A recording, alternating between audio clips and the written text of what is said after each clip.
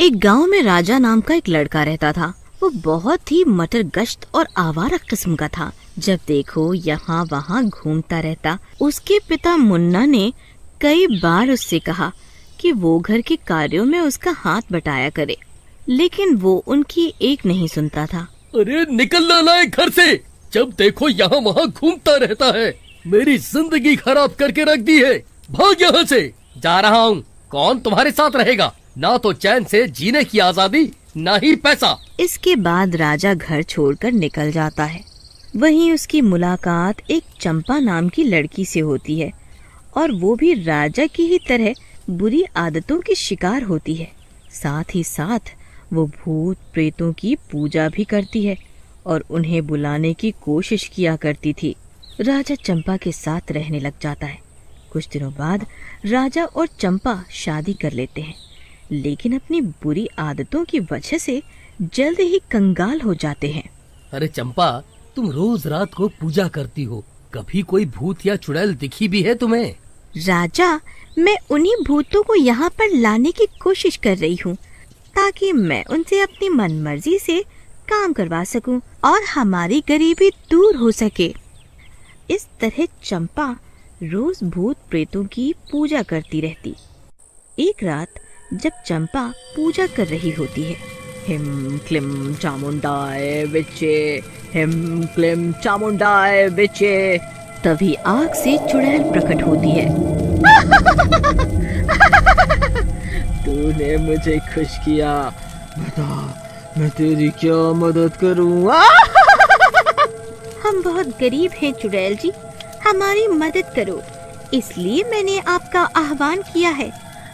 वो तो ठीक है, मैं तुम्हारी मदद करूंगी गरीबी दूर करने में, लेकिन तुझे मेरी मदद भी करनी पड़ेगी। लेकिन चुड़ैल जी, मैं आपकी कैसे मदद कर सकती हूँ? आप तो खुद इतनी शक्तिशाली हैं। मेरी शक्तियाँ अलग हैं और तेरी साधना अलग। बोलो, मेरी मदद करोगी? बोलो। हाँ चुड़ैल जी, मैं जरूर करूँगी। लेकिन मुझे करना क्या होगा? ज्यादा कुछ नहीं। एक तो मेरे जैसी और भी कई चुड़ैलें हैं, उनकी मदद करनी पड़ेगी और उन्हें भी इस दुनिया में लाना पड़ेगा और हम सबकी भूख शांत करनी पड़ेगी। मुझे रोज एक बच्चे का खून और मांस चाहिए। चंपा अपने पैसे के लालच में हाँ कर देती है। उसके बाद चुड़ैल उसे एक सोने का सिक्का देके गायब हो जाती है। तभी वहाँ राजा आता है। चंपा राजा को सारी बात बताती है। राजा भी सोने का सिक्का देख के लालच में आ जाता है और चंपा के साथ शामिल हो जाता है। उसके बाद चुड़ैल के साथ बनी योजना के अनुसार वो दोनों गांव के बच्चों को निशाना बनाना शुरू कर देते हैं। वो बच्चों को मारते और चुड़ैल को दे देते।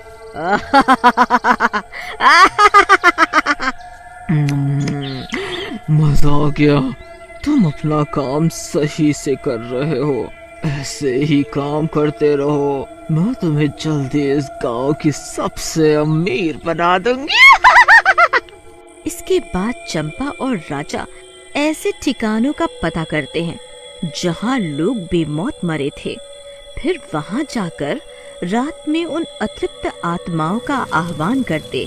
इस तरह धीरे धीरे उन्होंने कई और शैतानों को भी जिंदा कर लिया। मुझे इस दुनिया में ले आए, लेकिन मेरी भूख का क्या होगा? जी जी जी, जी मैं आपके खाने का भी प्रबंध करूंगा। ये लो, ये भैंस खाओ। राज उस शैतान को भैंस दे देता है, जिसे वो शैतान खा जाता है। ये सिलसिला चलता रहता है। वो बुरी आत्माओं को जिंदा करते, इसके बदले में वो बुरी आत्माएं उनको सोना देती। धीरे धीरे चंपा और राजा दोनों अमीर होने लगते हैं। उधर गांव में होने वाली बच्चों की असमय मौत से गांव वाले भी काफी दुखी थे। उसी गांव में दिनेश नाम का एक व्यक्ति भी रहा करता था, जो कि इन दोनों पर शक किया करता था। गांव वालों, हो ना हो, इस राजा और चंपा पर मुझे शक होता है। कहीं बच्चों की मौत में इनका तो हाथ नहीं। पता नहीं भैया, कुछ भी हो सकता है। देखो, इतनी मौत हो गई लेकिन इनके चेहरे पर कोई अफसोस तक नहीं है। फिर गांव वाले उन पर नजर रखना शुरू कर देते हैं। एक रात चंपा और राजा एक मरी हुई बिल्ली और एक बेहोश बच्चे को उठाकर ले जा रहे होते हैं कि तभी वहाँ दिनेश आ जाता है। ये बच्चा कहाँ लेकर जा रहे हो दुष्टों? क्या करते हो तुम दुष्टों इन बच्चों के साथ? मैंने पहले भी कई बार देखा है तुम दोनों को तंत्र मंत्र टोना टोटका करते हुए। ये शोर सुनकर बाकी गांव वाले भी वहाँ आ जाते हैं और राजा और चंपा को लाठी डंडों से मारने लगते हैं। अरे रुको, मेरी बात तो सुनो। लेकिन गांव वाले उनकी एक भी बात नहीं सुनते और उन्हें मार पीट कर बाहर निकाल देते। राजा और चंपा दोनों गांव के बाहर अकेले रहने लगते हैं। उसी रात चुड़ैल फिर आती है। चंपा, मेरा शिकार कहाँ है? मेरा शिकार कहाँ है? जी, वो आज नहीं है। आज हमें गांव वालों ने पकड़ लिया था और बहुत मारा, इसलिए आज हम कोई बच्चा नहीं ला पाए। लेकिन कल हम जरूर लाएंगे। तभी चुड़ैल राजा को देखती है और राजा की एक टांग तोड़कर खाने लगती है। छोड़ दे मुझे, मर गया रे। हाय, मेरी टांग उखाड़ ली, लंगड़ा कर दिया मुझे। तेरा पति भी कम स्वादिष्ट नहीं। मजा आ गया। सुन छोकरी, अपने पति की जान बचाना चाहती है तो रोज खून और मांस चाहिए मुझे, समझी? नहीं तो तेरे पति का एक एक हिस्सा खा जाऊंगी। और मेरी बाकी साथियों का क्या हुआ? वो क्यों नहीं आए अब तक? जी, मैं कोशिश कर रही हूँ। आज का आखिरी अनुष्ठान है, उसके बाद आपके कुछ मित्र और जिंदा हो जाएंगे। उसके बाद चुड़ैल वहाँ से चली जाती है। रात में चंपा फिर से अनुष्ठान करने बैठती है। हिम क्लीम चामुंडाई विचे। चंपा का अनुष्ठान जैसे जैसे आगे बढ़ता, भूत और शैतान प्रकट होने लगते हैं और राजा अपने पास से मरे हुए जानवरों का मांस उन्हें देता रहता है। ये सिलसिला कई दिनों तक चलता है। धीरे धीरे उनके आसपास जानवर भी खत्म होने लगते हैं। सारे शैतान और चुड़ैल मिलकर उनका मांस खा जाते हैं। फिर एक रात, आज मेरा खाना कहाँ है? जी, आज तो नहीं है। तभी दूसरा शैतान बोलता है। क्या खाना नहीं है? तुम्हें बोला था ना कि हमें रोज खाना चाहिए। अब हमारी भूख का क्या? अब तो हमारी भूख सिर्फ तू ही शांत कर सकती है।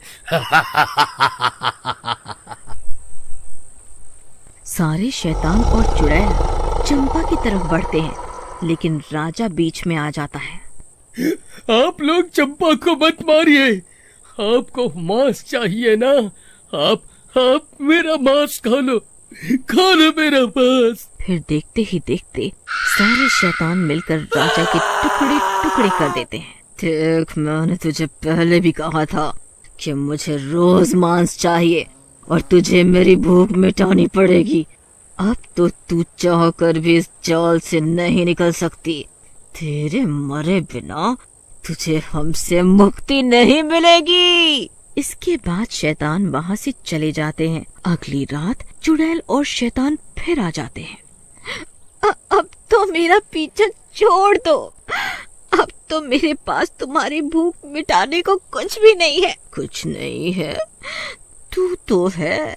वैसे भी तू हर शरीर के बदले सोना लेती है हमसे। अब तो तू हमारी भूख मिटा, चाहे जैसे भी हो।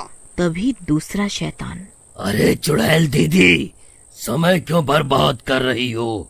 इतनी जोर से भूख लगी है, इसे ही खा लो।